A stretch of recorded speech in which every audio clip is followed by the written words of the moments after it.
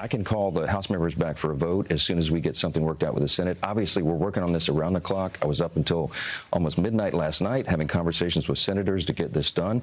But it's a shame. It looks like we will have to do the heavy lift on our own, Republicans, because the Democrats they're obstructionists at this point, and it's really sad. Joining us now, Democratic Congressman Jasmine Crockett of Texas. You're shaking your head. He's calling you an obstructionist.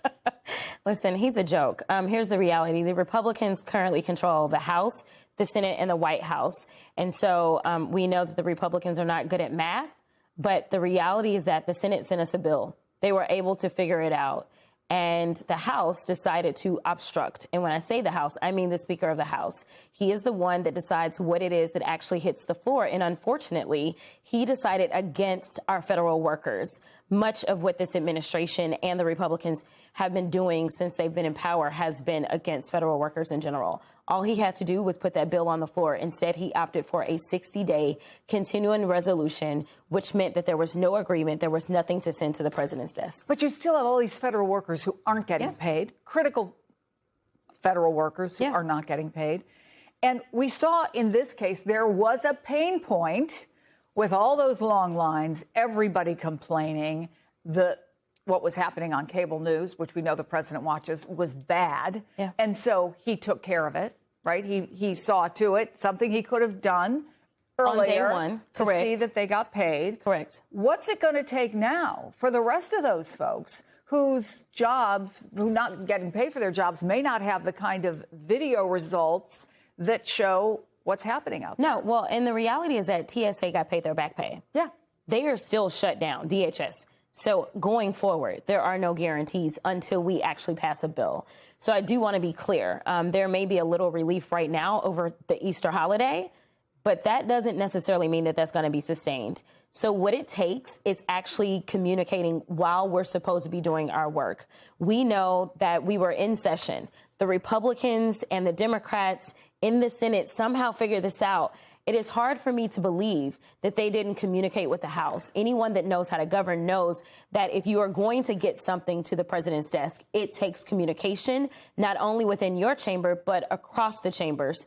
And so I believe that it was the speaker who probably got his information from the president. And the president told him to shut it down because, frankly, we don't have two separate governing bodies. We have a group of people that simply do whatever it is that the president wants them to do. And the president wanted to be seen as the savior. You've noted, along with every other cable news outlet, how bad his current ratings are. And so this was an opportunity for him to look like he was the big guy in the room. But the reality is that the only reason that our country is broken in all ways is because of this president and because of the lack of courage on the Republican side. I have to say, though, it's not only the president's ratings that are bad. Congress isn't doing so great. In fact, Democrats aren't doing so great. So there's a new poll out. Congressional approval is down to 30%. Democrats don't fare any better, by the way, than Republicans do. So are you at risk of an election that's essentially throw the bums out? That's bad for a lot of incumbents because if you go out there and you talk to a lot of folks, they are sick of it not being functional, and they're sick of the finger pointing. They think it's all a mess. I agree. But what usually happens is people are usually like, all the rest of them are bad, and they keep voting for their own, right? So that's typically what happens. That's also true. Yes, you're right about that. So, you know, we will see. I think that every single elected official needs to figure out what it takes to actually make sure that their constituents are happy and believing in the work that they're doing. And so this is going to come down to individual incumbents. I do think that there are incumbents on both sides that are at risk. I think that even some of them recognize that and they decided to retire or leave or run for something else. I also think that, you know, there is a sentiment on both sides of the aisle where people are just kind of over the lack of function within government themselves. They may not say that out front, but that is one of the reasons that a lot of people are transitioning. We will have a historic number of members that have left both the House and the Senate from both parties this term. I want to ask you about a couple of other things. There's another issue under the DHS purview, and that is something you're very familiar with, and that is ICE conditions at Dilley, right? Yeah. The detention center, obviously, for people who don't know. Yesterday, your Democratic colleague, Joaquin Castro, posted about a 2-year-old who is getting sicker every single day. He won't eat the food, which we know detainees have said has sometimes worms, sometimes mold in it.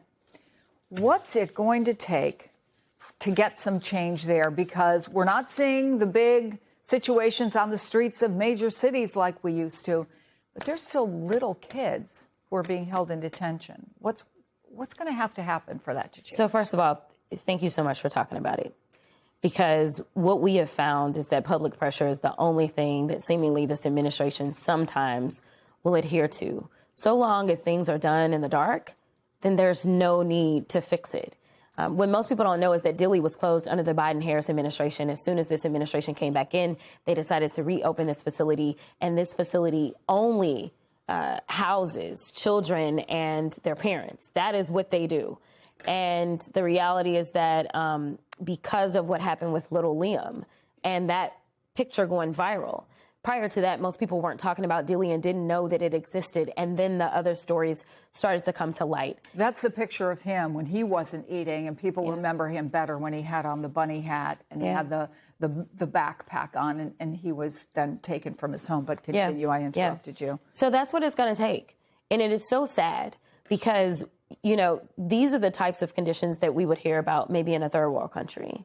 Not in the United States. This is a lack of humanity. And if you can't find humanity when it comes to some of the tiniest humans, then I don't even know how you go around saying you are the party that is all about Christianity. I need people to check their morality at the door and understand that if you are looking for moral leaders, it doesn't look like saying you're a Christian. It looks like your policies being those that are tolerant and loving of all humans, especially our tiniest and our most innocent.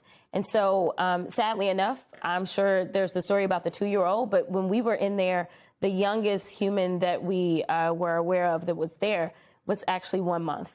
And so we know that there are so many babies, and frankly, so many of the parents, they're not concerned about themselves. They literally are like, I am concerned for my child. They have mental health professionals there because they know that this is really jarring to go from playing with your friends to all of a sudden incarceration, and you don't understand or know what's going on, to not be able to go outside, not be able to see your friends, not be able to actually enjoy an education in that facility. Even those that are incarcerated after they've been convicted of felonies in this country get education, and these children are not. You know, it's better than having the availability of a mental health professional, not being in a situation where you need a mental health professional. But I want to ask you about one more story. I don't know if you saw it in the Financial Times. 3 people who are familiar with the matter say a broker tied to Pete Hegseth attempted to make defense-related investments in the weeks before the U.S. struck in Iran. You're on the House Oversight Committee. Now, we should say those investments were never made, but is that something Congress should be looking into? We should absolutely be looking into it. You know, in fact, we continue to have these conversations around even members and trading and what that looks like and whether or not members should be allowed to trade. And if members aren't allowed to trade, are their family members allowed to trade? I think that we have seen so much corruption from this administration.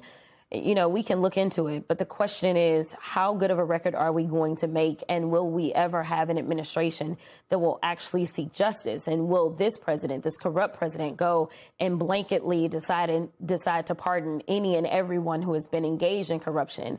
And so what does that look like as it relates to state lawmakers and state prosecutors? And will we be able to work with them? Because at some point in time, there has to be accountability. If there is no accountability under this administration or afterwards, then we will see the devolution of our democracy be fully complete, unfortunately. Congresswoman Jasmine Crockett, thanks so much for coming in. It's good to have you here in person. Good to see you.